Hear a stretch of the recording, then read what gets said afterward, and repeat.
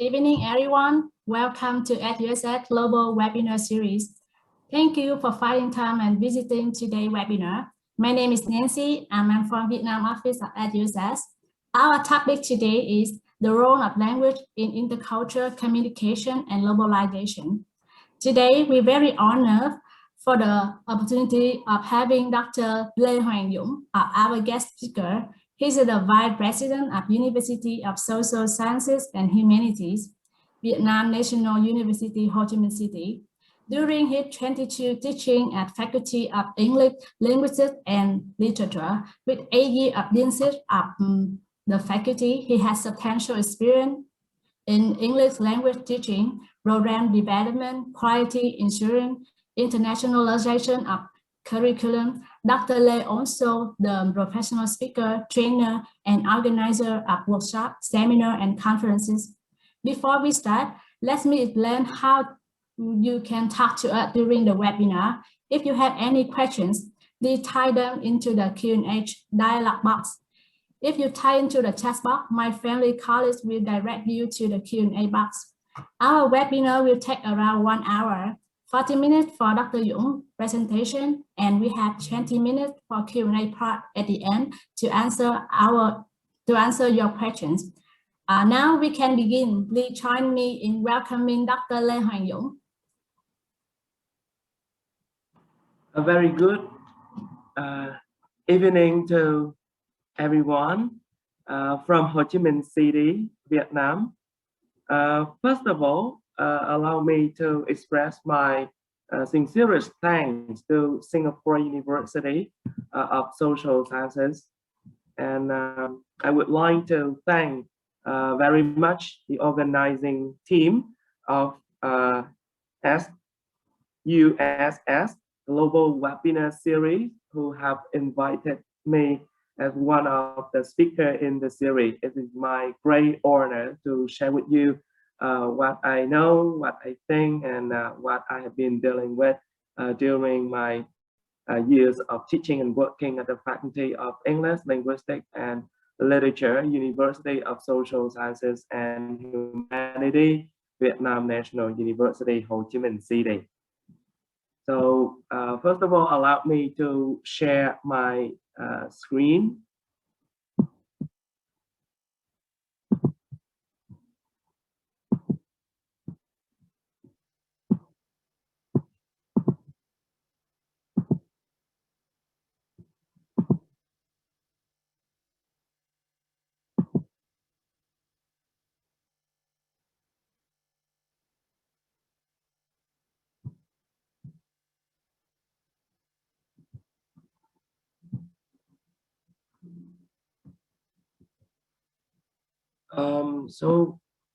I'm going to share a bit about the role of language in intercultural communication and globalization. First of all, in my slide sharing of about 40 minutes, I'm going to focus on the just a kind of emphasize the definition of language from perspective of linguistic and culture. And the second point of today, I'm going to talk more about the role of language in intercultural communication and globalization. And at the end of my presentation, I will have a few suggestions for you to probably to have in mind. And I know that many of us come from different backgrounds. Many of you are professors, many of you are students, and even the alumni of the Singapore University of Social Sciences, as well as participants from different corners of the world. So most of the time in our life, in our work, we use language, and probably we may encounter a number of issues regarding different kind of communication breakdown. So allow me to raise a few questions for all of us to ponder over. First of all, how does the use of language affect our communication relationship with each other? And how do you adapt your language when communicating with members of various cultures? And what are some strategies to manage linguistic adaptation for effective communication? The fourth question is, what are the causes to cultural clash and intercultural communication breakdown? But the very important that is very much related to our, sorry, Mr.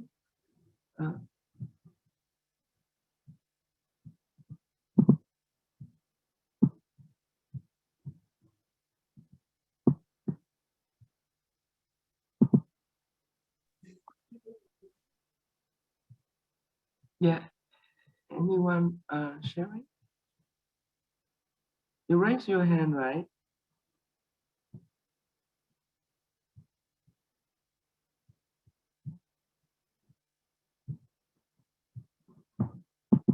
Um, no.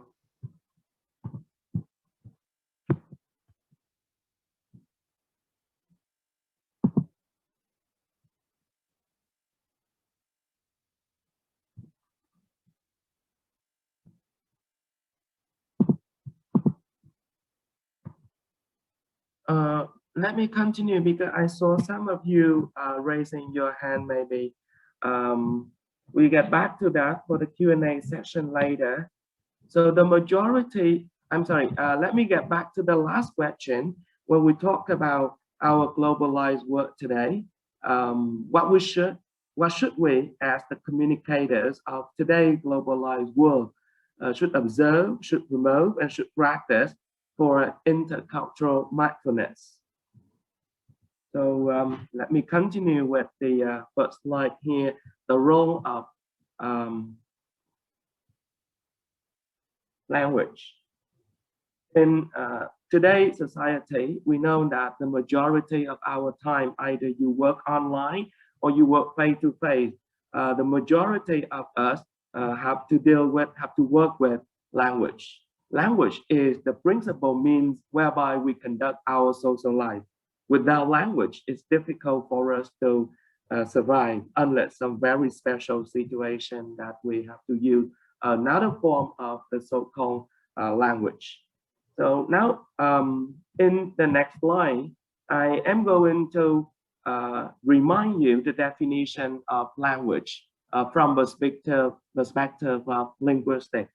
So language is a system of sign. Language is arbitrary symbolic system that names, ideas, things, experience, so on and so forth, and that is governed by multi-layer rules developed by members of a particular speech community. In this regard, you know that language as a symbolic system, which include four very important components, including linguistic component, paralinguistic dimension, as well as extra-linguistic component, the social linguistic dimension. And in this definition, we see three distinctive features of each human language, including its arbitrariness, its multi-layer rules, its speech community. Usually in the third distinctive set of features, we see that we have to learn the culture, we have to learn the rules, we have to learn the norms of the social appropriateness, and so on and so forth, so that we can better communicate within that kind of community. So when I talk about language from the perspective of linguistics, I know that many of you are native speaker of English, or maybe the teacher of English. But in this regard, going back to those who have been working, who are currently working with people in your place, in your workplace, your use of language is also important. So if we provide ourselves or equip ourselves with a kind of knowledge of language, then that would help us a little bit or even much better when we work with each other in our workplace. We're trying to reduce different kind of unnecessary conflict. Regarding the cultural perspective, Kramsch defined language as the principal means whereby we conduct our social life. And when it is used in the context of communication, it is bound up with culture in multiple and complex ways. And in this regard, language embodies and symbolizes cultural reality through its verbal and non-verbal aspects. So here we do not specifically focus on verbal or non-verbal aspect because that may take a longer time in the discussion. But language here can be understood as the kind of the totality of whatever means you are using in communicating with each other. So language is a system of signs that is seen as having itself a cultural value, and that's how we can link the language component in intercultural communication, which is a very essential and indispensable component of intercultural communication. In the next slide, if you can take a very quick look reading the conversation in about 2 minutes, and then you may reflect on your own about the relationship between the 3 points. So you can see Chad, Deborah, and Peter talking with each other. And Chad, Deborah, and Peter, if you can figure by the name, they do not probably come from the same culture, maybe originally like that. So you can say Chad saying that I'm going out a lot, I go out a lot, and Deborah would say I go out and eat. You go out. The trouble with me is if I don't prepare and eat well, I eat a lot because it's not satisfying. And so if I'm just eating like cheese and crackers, I just stuff myself on cheese and crackers. But if I fix myself something nice, I don't have to eat that much, and so on and so forth. As the conversation goes, you can see that there seems to be some kind of not a very good, not a very smooth relationship among the 3 of them. So this is a kind of pragmatic coherence that when we hear or when we learn a certain language, or even when we use our native language, we probably need to understand very clearly what may be the pragmatic values or meaning of what people are communicating, so that we can really avoid different kind of unexpected breakdown in communication. So let me continue with the 3rd point regarding the functions of language. According to John, from the perspective of culture, in his book, Intercultural Communication, the author come up with the verbal, the mindful verbal communication framework, including the rule, the functions, and the verbal style. And now in this context, I mainly focus on the function and the communication style, because what we mentioned so far is the language rule as from the perspective of linguistics. Regarding group identity, language infiltrates itself so intensely so that the social experience within a culture, that neither language nor culture can be understood without knowledge of both. In order to understand a culture deeply, we have to understand the culture's language. And in order to understand language in context, we have to understand the fundamental beliefs and value system that drive particular language uses in particular circumstances. The best way to understand the language and the best way to appreciate the beauty of a language may be in the way people compose poems. And if you are the learner, the user, or even the teachers of English or any kind of language, then you can see the different values, the meaning, the beauty of poem, such like, for example, I just borrow here the two poems about love, but maybe different culture may explain, may describe in different field, and different people from different time or era may describe in different way, like what night, or in a Vietnamese context. And usually in the context of Vietnam, when we teach students or when we share our culture to students or to people all over the world, then there are different kind of translated version. But this might be a kind of very interesting topic in translating.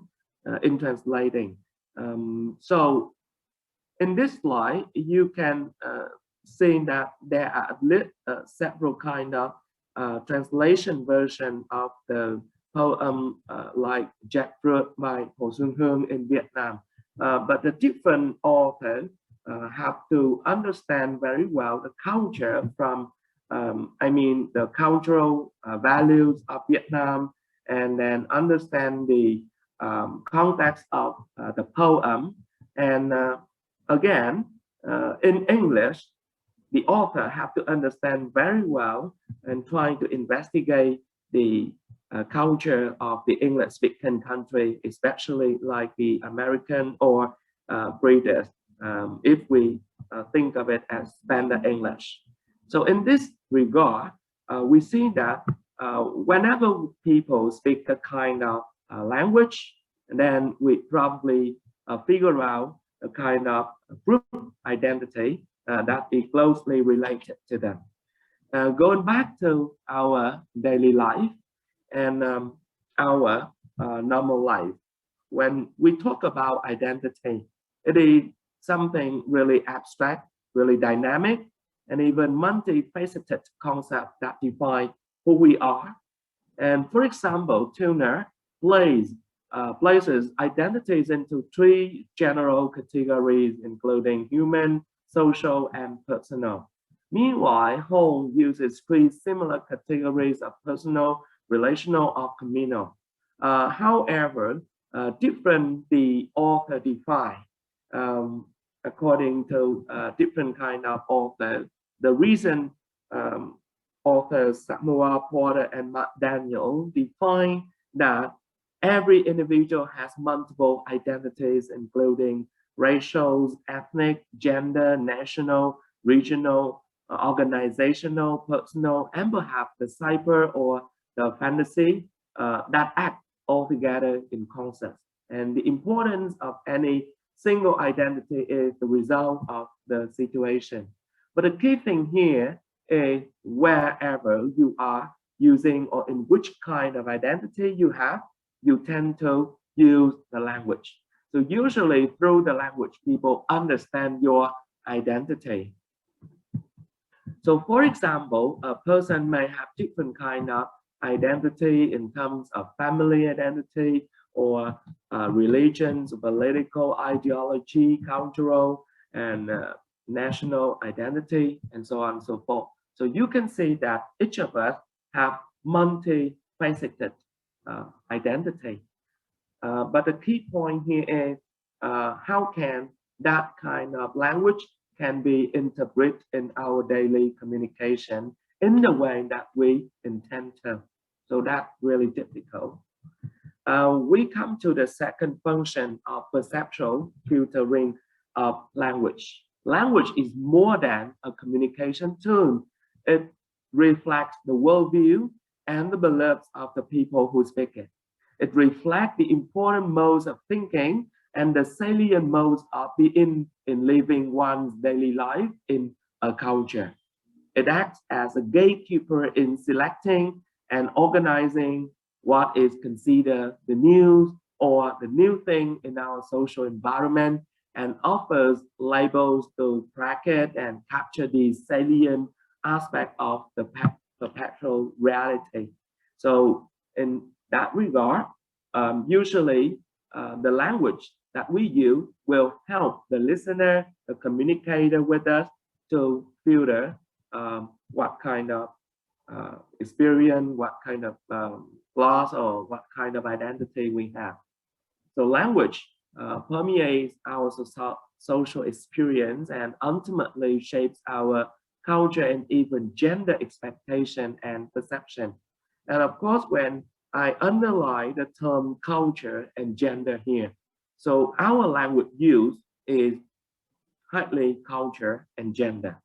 And of course, in order to analyze the language use of our employees, if you are an employer, if you are the boss in your workplace, for example, or if you are a student now and you really want to open a kind of new business in the future, then probably we may think of how you can deal with such kind of communication in our future organization. And that's the reason why I said at the beginning that my sharing would be related to many of you in a different way, or to all of you in a different way, as long as you can reflect on the way you use the language in your class, in your working environment, in your daily life, in your communication with your family members, for example. It doesn't mean that it is necessary that you should be a kind of teacher of a language.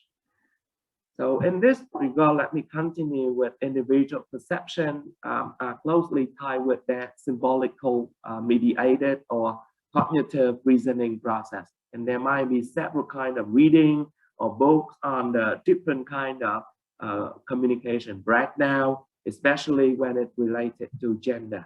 I'm not going to share with you the very thick reading related to sex, choice, and conversation or the like, but I want to highlight the key function of language. The third function of language is the cognitive reasoning function. Language categorizes the totality of our cultural experience and make an infinite number of unrelated events appear coherent and understandable in accordance with our cultural frame of reasoning. I highlight the word here. Whatever we experience in real life, and that show in the way we use the language, either in the written form, in the oral form, or in the text message. It's all there. It refers to the totality of your experience. And it also reflects the cultural frame of reasoning. So I'm not going to mention again back the idea of Sapir-Whorf hypothesis when they said that the language is the shaper of ideas. That is really important function of language. The fourth function is the intimacy and status function of language, which refers to the formality in language use, meaning the power, the status, the distance between the speaker and the hearers. So if you are in different position, different kind of status in your real life situation, in your work life situation, then you probably need to observe, and even we need to adjust the way we use our language in our real life situation. And it also shows the interpersonal or related to the interpersonal distance, as well as the way we use different kind of addressing terms. So particularly in the context of Vietnam, we have a lot of kingship and addressing terms that might be a very confusing one and difficult part for the international learners of Vietnamese language. In the next slide, I share with you the fifth function, which is creativity function of language. Now let us consider the idea that even though we are the creator of language, I mean, going back to our history of our life, so we also at times trapped by the habit of using our own linguistic system, that we have to say sorry, that we have to explain further why we miscommunicate this point or the other point in our real life, and even by emails. So if the communicator are very careful in the way we communicate, so usually we have to be very careful in doing so. But language of a culture perpetuates that culture tradition. By the way we change our habit, we can incrementally transform the long-standing cultural norms and attitudes. Although it may take time, but it does change, and it incrementally, increasingly change or transform the different kind of norms and attitudes. Therefore, if we observe very carefully in real life situation, we can understand that the way we use language have already changed after maybe 10 years, of course. And if we reflect on that, that would be very much interesting. Now, in this example, if we compare the conversation, first of all, in the three scenes, first between the two Americans, and the second one in between the two Vietnamese, but you can see the explanation in the in pink on the screen. For example, we say American 1 and 2. We go into New Orleans in this weekend. What fun! I wish we were going with you. How long are you going to be there? If she wants a ride, she will ask, a kind of direct one. So I will focus on the explanation later. But later on for the Vietnamese, what fun! I wish we were going with you. How long are you going to be there? 3 days. And I hope she will offer me a ride to the airport. And the second Vietnamese would assume that she may want me to give her a ride. And then she say, do you need a ride to the airport? I'll take you. And so on. Then you can say, are you sure it's not too much trouble? Now, let us consider scene number 3, the conversation between a Vietnamese and an American. We're going to New Orleans this weekend. With this weekend, what fun! I wish we going with you. How long are you going to be there? 3 days. And then the American say, thanks. I'll see you when I get back. So the explanation in pink here tend to indicate that there might be some kind of assumption, there's some kind of, maybe a kind of misunderstanding. But if this is not well so, that would be problematic sooner or later. If they don't understand with each other, they may not be able to get along well. So why the US American verbal models reward direct assertion and opinion? The Vietnamese model emphasizes the direct verbal style to cultivate relational harmony and implicit interpersonal understanding. So this is just another example to illustrate the creative function, but of course through the way we use our language. Sometimes if we don't understand very clearly what the other people or what the partner really want to say or means, then communication may be broken. Now I will continue with intercultural communication or cross-cultural verbal communication style. Many of you may know that we have two very important words, namely individualism and collectivism. Oh, sorry, collectivism, not collectivism, collectivism without T-I. I'm sorry for that. So here we can see that this is what written by different books in investigating in culture and intercultural communication. For the low context culture, people tend to have different kind of characteristics like individualistic values, self-based concern, linear logic, and direct style, so on and so forth. And for the people who are claimed to be belong to the high culture, high context culture, they tend to be group oriented. They preserve group oriented values, mutual faith concern, spiral logic, and indirected style, so on and so forth. So we can see that this is a kind of continuum. But do you think that your country, that your culture belong to which or where can you define where you are in or along the continuum? And I raised a very important question today. And is this continuum changing or being changed? Being changed here maybe unintentionally by the way people use the language creatively, as the fifth function mentioned above, especially in the context of globalized world today. How can we define where we are in the continuum? Or do we keep the continuum like that? We may tend to have different kind of prejudice or assumption against the way we communicate with each other.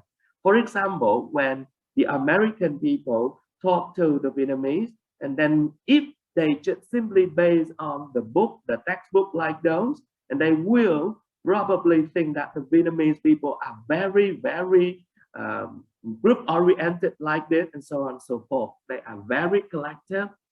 But if we consider the reality that is happening today, then we may have a different opinion.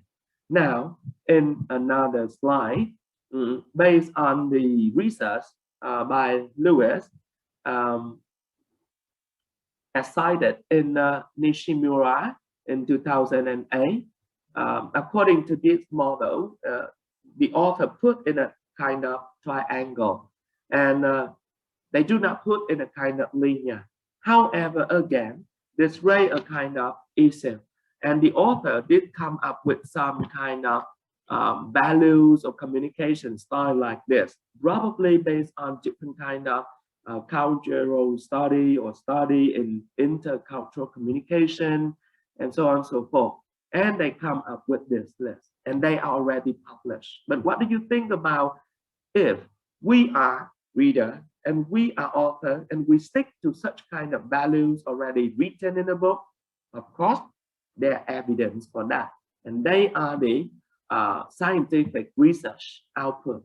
However, society changing, and our life is changing, and our contact is changing, our communication style is changing, and given the fact that nowadays we talk more online, we talk more via a smartphone and different kind of smart devices, right?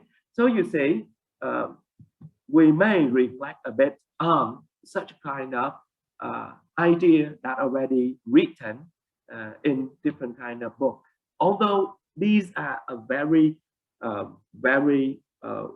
well done or very good research done by great authors. However, we know that today we have a lot of issues. Now let me move to another kind of book. If we read again, Figuring Foreigners Out, a practical guide by Great Story, the author said, no culture will be exclusively individualist or collectivist. All culture will have elements of both, meaning individual and collectivism. But cultures do tend to be more than the other.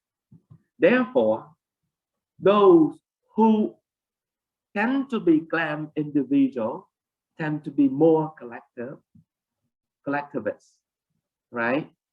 And those who are from the collectivist culture tend to become more individualist in some certain aspect.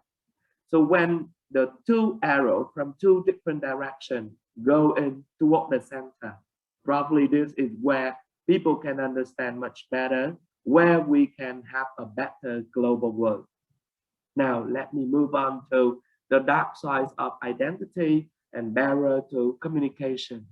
The main function of language is identity, and that indicate the way we use the language indicate or show to a large extent the culture that we belong to, the cultural experience, and so on and so forth.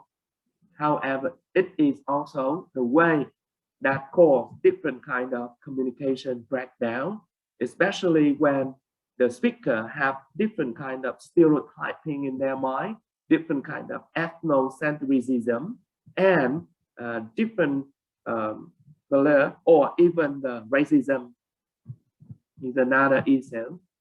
And importantly, assumption and prejudice against people from other culture, all of them are the 5 barriers to communication. Nowadays, there might be more barriers to communication, but these tend to be the important one. Now let us continue with the language and cultural identity.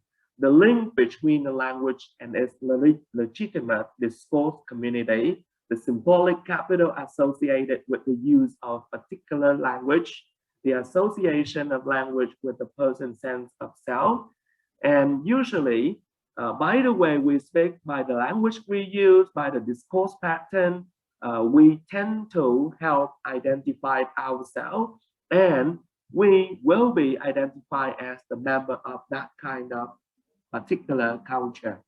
Now, when we talk about discourse community, we have to think of the subculture within the culture, meaning different group within the larger group of the same national culture.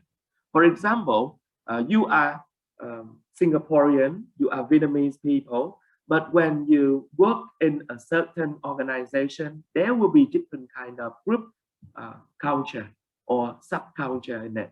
Therefore, the way we use the language may be probably considered or may need consideration so that we can improve the relationship, we can improve our understanding, our mutual understanding among the people. So language is the most sensitive indicator of the relationship between the individual and the given social group. And language permeates our very thinking and the way we view our world. So our language is our identity. Now, let me go back to the question. We, as the communicators of today globalized, what should we do? What should we observe?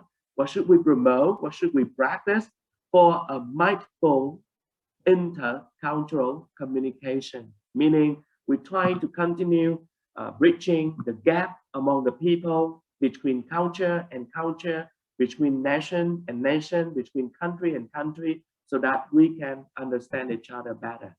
Therefore, in this regard, I continue with a question. Should we learn a new language? That's the reason why you see nowadays many people, especially the young people, trying their best to learn as many languages as they can. About 2 decades ago in Vietnam, people tend to just simply learn English. But nowadays, young people or a youth, a newly graduate can speak at least 3 languages. First of all, Vietnamese. Second, English. Many of them speak Chinese, Japanese, or Korean. Okay, so in this regard, we know that language is really important, and that would help the intercultural communicators achieve the shared meaning and thus understanding through the effective exchange of verbal and non-verbal messages. The more we understand a language, the better we can set us free. Language can imprison us if we limit the way we think by the way we use our language. But language can help us free. Free in the way we speak, free in the way we think, free in the way we create new ideas, and we come up with different kinds of initiatives in life. If you are working in different kind of field, then you may come up with different things, but of course you have to express in language. So in this regard, let me continue with a snapshot about the context of Vietnam. Like at our university, we have the faculty of Vietnamese and Vietnamese study, and our context is really important. The faculty was established several decades ago in 1990, and so far they have trained and produced to the society more than 30,000 international graduates. For every year, around 2,000 graduates. But of course, this is back to the before COVID-19 period. and the students come from 39 countries. Our university have a good number, around 10 number of languages. So we have very good relationship with the international institution. For Vietnamese study, at least in the world today, we see that we cannot find all of the information. But as far as I can share here, we have found that at least more than 30 countries and with more than 100 foreign institutions have trained or provide courses on Vietnamese language or Vietnamese studies. And for our country, we have more than 60 local institutions that offer training courses in Vietnamese language or Vietnamese study. And especially we recently approved by the MOAT, the Ministry of Education and Training, to carry out the international Vietnamese language proficiency test. So it doesn't mean that we just simply teach the foreign language, but Vietnamese language is really important. And it is my great pleasure on behalf of the university and the president here, we found that it is very good opportunity for Singapore University of Social Sciences and the University of Social Sciences and Humanities from Vietnam to continue promoting different kind of collaborative program in, especially in training or offering more creative courses for Vietnamese language as well as Vietnamese study. So this is just a snapshot of the case in the context of Vietnam today in the situation of globalized world.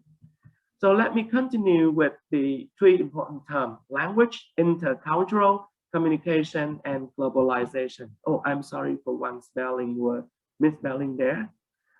I ask another question: how can and how do we prepare yourself or ourselves or our student or our junior, our sibling, our employee, our organization for the globalization or the internationalization?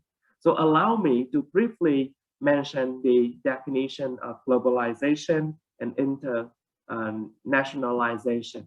When we talk about globalization, Gen 9 as well as OECD already defined, come up with a very strong agreement that globalization are the catalysts that impact the different countries.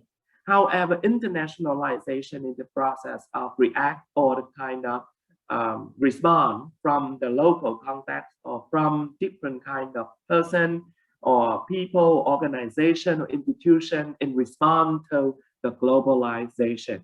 So in this regard, we know that internationalization is like the process of integrating an international or intercultural dimension in the way we teach, the way we do research in service, or even in the way we work.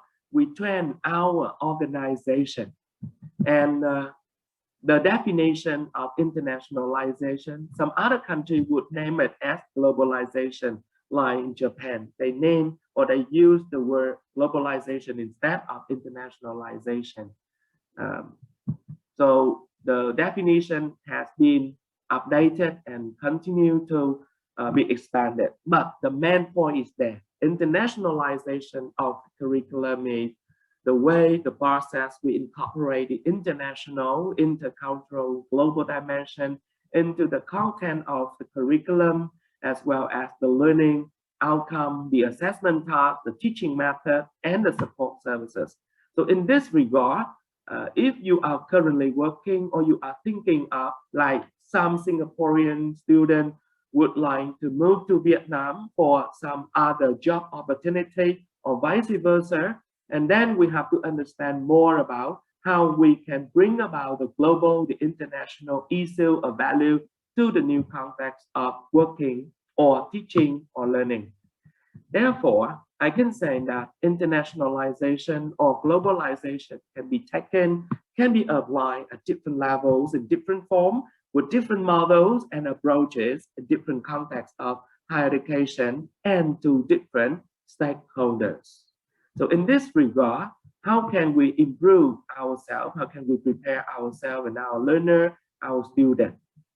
In the context of today's world, so United Nations Youth Strategy already come up with Youth 2030, in which they ensure that every young people or person is empowered to achieve their full potential. And that recognizes the young people agency, resilient, positive contribution to the agent of change.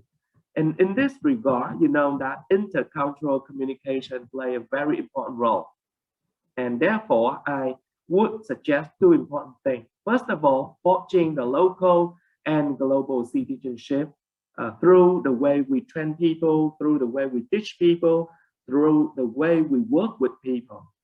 By identification, by understanding, raising the awareness and commitment to act toward a kind of global citizenship. Whether you are a student, whether you are a teacher, whether you are a kind of program designer, whether you are an institution, whether you are a kind of company boss or a worker or the like, then you may have to think of how we train people to become a better person in the real life situation, in the real world. What if we can get connected with each other in the real life situation today? The second suggestion that I want to mention here is we try our best to cultivate mindfulness in communication. I highlight the three important words here. We have to understand the function, the interpretation of language and cultural beliefs and values. And we have to understand the lingual culture. There's a model on that. And we have to develop verbal empathy. We have to practice mindful listening skill and understand the culture sensitive paraphrasing skill, verbal and non-verbal in our real life communication. We understand the fundamental differences of the low context and high context communication patterns and so on and so forth, so that we can understand better what's happening. So this is the paradigm of lingual culture. We're trying to understand the paradigm of the other people, why we speak with them, meaning we must have both or at least several kind of framework or paradigm when we communicate with each other. And in this regard, we continue with the very important model by Dung in terms of mindful intercultural communication model. So probably if you really love this kind of idea, then you may think of it, that how we can put into reality the application of knowledge factor or the use of knowledge factor, motivational factor, skill factor, so that we drive our activity and behavior so that everyone can be understood, can be respected, can be supported. And that is the essential of the model proposed by Dung. So in this regard, I continue with the last few slides regarding the conclusion. In this sharing, I would like to propose the idea that we should create a global-oriented teaching, learning, or working environment that cultivates mindful intercultural communication, either face-to-face or virtual or even both, blended, which is very indispensable in today's globalized world. And even today, you can see that in the context of COVID-19. The key thing here is we cannot live alone. We have to cooperate. We have to work with each other. We have online sessions like today. This is a very interesting thing. If we cannot understand each other, we cannot communicate well in a kind of global environment.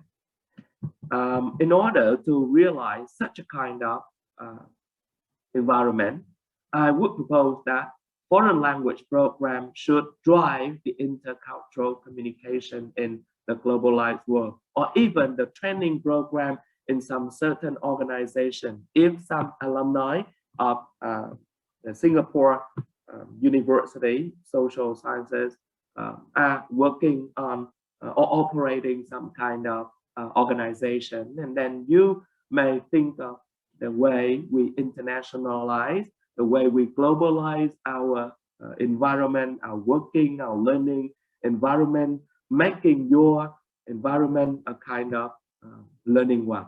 So in this regard, I just remind three important things. First of all, self-awareness of our own culture, awareness, valuing, and understanding of cultural differences and experiencing other culture.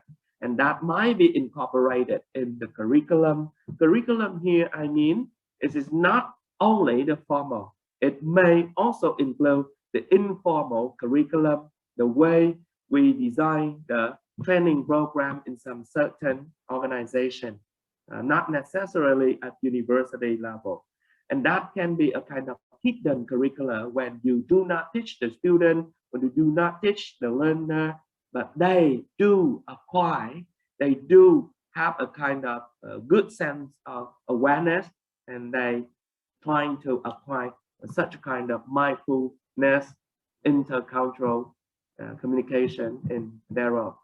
So allow me, in the last slide, I just borrow one poster from Boston College. Understand the world so that you can change it.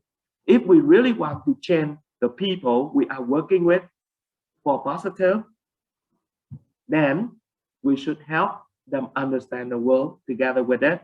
We're trying different ways to collaborate, cooperate, and trying to do different ways so that we can bring about the sustainability of internationalization initiative. So in this regard, I would like to end my presentation. So thank you very much for your very kind attention. I think it's 5 minutes later than supposed. Thank you very much. Okay, thank you, Dr. Dung, for your presentation. We strongly believe that you have brought valuable knowledge to our audiences today. We already have a few questions. Now it's time for Q&A part. Yes. I can have to read out loud for you. Good evening, Dr. Dung. As you know, there are dozens of technology invented day by day. Therefore, will the foreign languages translating or learning be replaced by AI, which means that we don't have to learn languages and the way using them. Instead, we only need to learn how to use the technology. Thank you.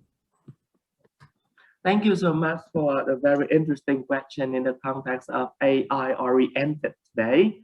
So we know that artificial intelligence, of course, it help us a lot in our real life situation today. But I personally, I don't think that it is it can really replace human, especially when we communicate with each other. Of course, you can also communicate with the computer, with the software, with the machine, and several kind of AI-based technology can help the human to do different kind of thing, and even they can read our mind, our thinking. But as human being, we do need a kind of interaction. There was a time, as far as I remember, Esperanto, a kind of artificial international language, which was created with the ambition that it should be communicated throughout the world, so that people would just have one kind of language. However, that kind of Esperanto cannot be cannot be spread out, cannot work well because it lacks culture. So whenever we talk about language, it cannot be separated from culture. And nowadays, the culture here continues to expand its circle to the intercultural context of global world. So probably AI would help our communicator better in doing something that we don't need to bother to think. But our language is still important, and the learner do need some kind of communication with the human. So that's what I think. So thank you. Thank you, Dr. Dung. The next question is, in case of relative function and the use of language across different cultures, how does one people attempt to understand the other party more? Yeah, can you repeat the question? I'm sorry, the first one. Okay, I will repeat it for you. In case of creative function and the use of language across different cultures, how does one attempt to understand the other party more? Yeah, thank you so much for that question. When we talk about relative function of the language, if we communicate cross border, then I think we have to think of the register of the language. And at this time, we have to try our best to understand the values or the norm of that particular language user. For example, if we are going to contact with the Nigerian people in English, but of course we have to understand the kind of culture of the speaker of our partner. So in business, we have to pay serious attention to that as well. And even in negotiation, we have to understand the culture of that person. And then we have to understand the context of speaking. So generally speaking, I can say that the cultural competence of a certain speaker, we at least should have some kind of certain level of cultural competence. So how can we improve that? We learn a language and we learn the culture together with that. Yeah, so I think cultural competence is important. I think that I want to share more, but I think there are more questions popping in here. Okay, next we will have two questions at the same time. Yeah. Number one, how can we effectively identify one verbal communication model for a better communication, especially in today's globalized world? Number two, in case speaker cannot do that at first, how can they negotiate a medium style throughout their conversation? Yeah, thank you. The two interesting questions might be closely related to each other. How can we understand verbal communication models of the other, especially in today's world? No matter we are talking online or face-to-face, of course, we have to understand who are our partners, right? We cannot just simply open the laptop and you talk to some people in the other world without understand or have a kind of preliminary understanding of who we are going to talk with. If we have tried our best to understand that speaker and that speaker culture or that kind of model already, but we cannot fully understand at that time, we have to focus on the purpose of what we are communicating. I mean, we have to think of the aim of the conversation or the communication. We have to think of the register, I mean, the formality of the language used in a particular context. Is it the first time sharing? Is it the kind of formal context or kind of informal one? So we can become more informal, more intimate when we know each other better, right? But of course, we have to understand the degree. Nowadays, you can see that a lot of people have been very successful in understand each other throughout or across the country. The increasing figure of interracial marriage, indicate that they have come up with the level of fully understand each other. So that means if we try our best to bridge the gap among people in the world so that we can have the so-called global world, meaning we have to understand other culture. But in order to understand other culture, we have to learn the language. So usually this is a kind of close relationship among culture, language, intercultural communication, as well as the globalization today. Right? You may share more of your thinking if you like. Yes. Thank you, Dr. Dung, for your sharing. The next question is, hi, Dr. Dung. Do you think about the young Vietnamese people now when they mix the languages, when they talk, like they combine Vietnamese and English, they add some Vietnamese, add some English word into their daily life talk. Do you think if we use the language like that, we can make my mother tongue language become worse? You mean code switching, right? It's more or less like that. While we are using one language and we add some other word in English, or vice versa, when we use English and then we use Vietnamese, for example. Yes. Maybe. To some extent, that would now in terms of Vietnamese language itself, it is not affected because it is the personal use of that person, unless it is accumulated and it is a kind of now it is written in the book to teach the young learner. However, going back to your questions, I believe that this is a kind of personal maturity of using a language. So if the student or if the young people can practice a very good communication skill, I don't think that they will have a kind of a frequent use of such a kind of code switching, right? So I think in this case,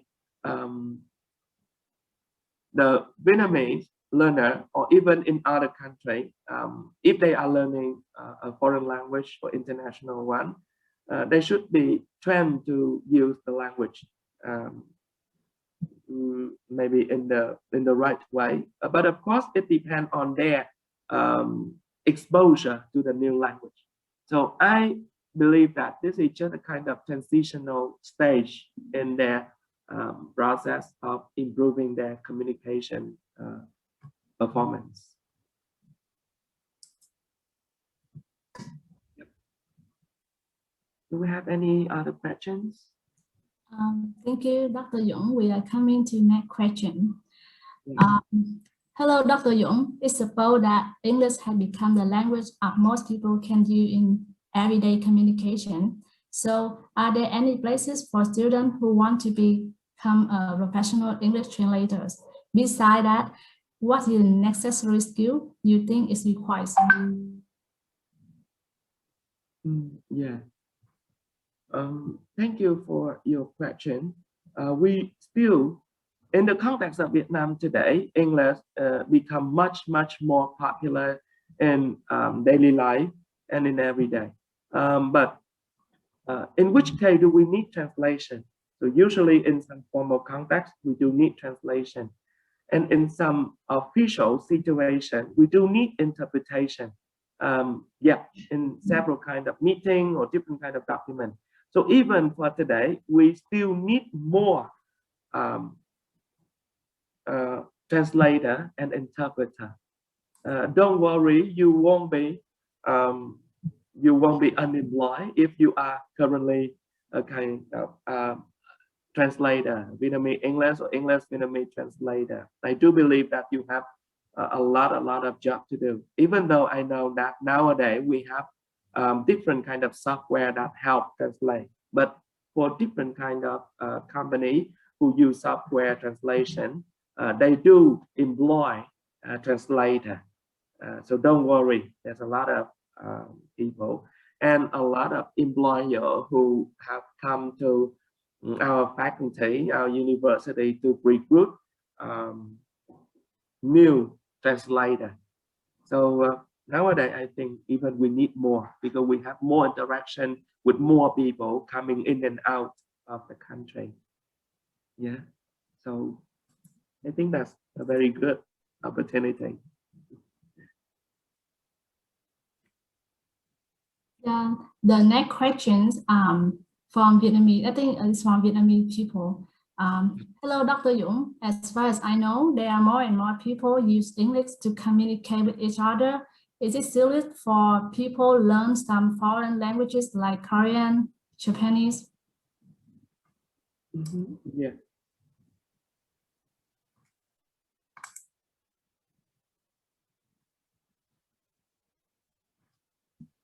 How many languages should we learn? But I strongly believe that the more the better. And if we have time, if we have energy, and if we have enough motivation to learn that kind of language. And there will be different kind of motivation behind learning a new language. Like, for example, someone would like learning Japanese, even though that person is English, speak English very well, but they still want to learn Japanese to understand more about Japanese culture, and they may have other different kind of motivation, as far as I know, for employment also, at least you should know 2 languages, 2 foreign languages like English and another one, because different company and organization really want to expand the market, and the more languages you know, the better you are, and especially those who understand or who can speak maybe the rare language or in some context. For example, not many people speak Thai in Vietnam, but still there are a good number of students who learn Thai from the Faculty of Oriental Study at our university. Why? Because they can have more job opportunity with the Thai market as well, and so on. So I do believe that there are different reasons why people learn languages. And nowadays, entertainment and communication via internet, and of course, thanks to the technology, we have a lot of kind of software that support learning any kind of language online. So that helps us a lot. So the more the better. Okay, so how do we change the mindset of people to encourage them to learn languages other than English? Yeah. I think if I am going to advise them, then I would find out if they really need it or not.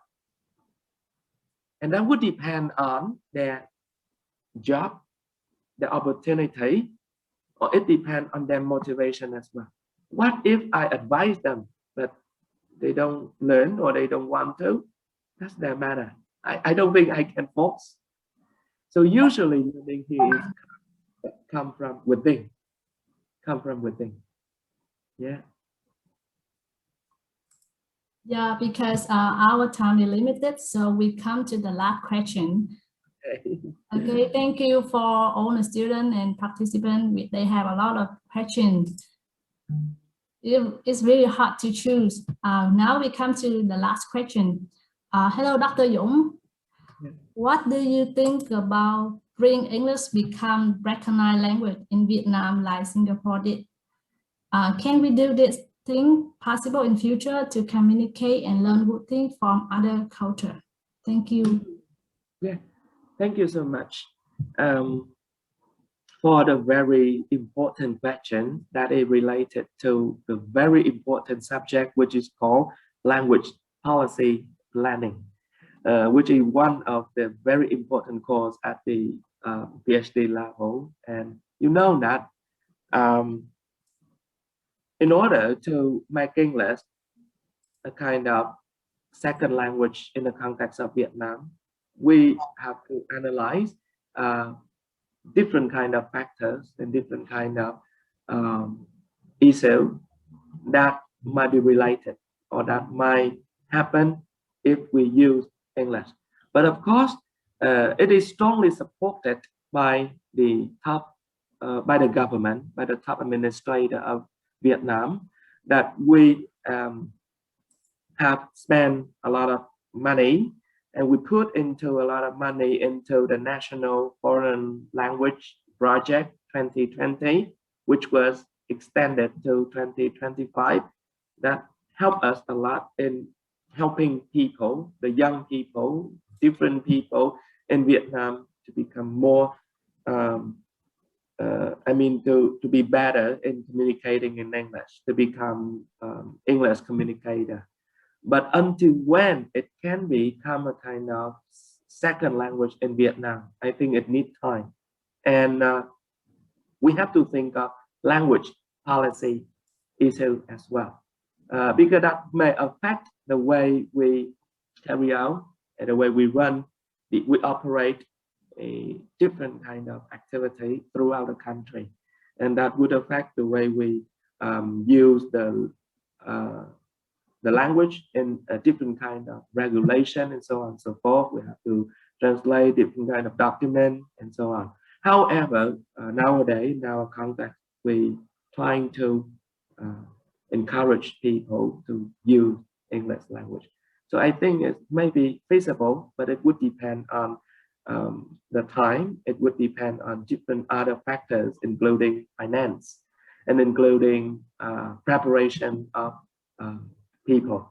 And nowadays, we are preparing people to use English language for the new future. So maybe in the next 10 years, we can imagine that even more people speaking English.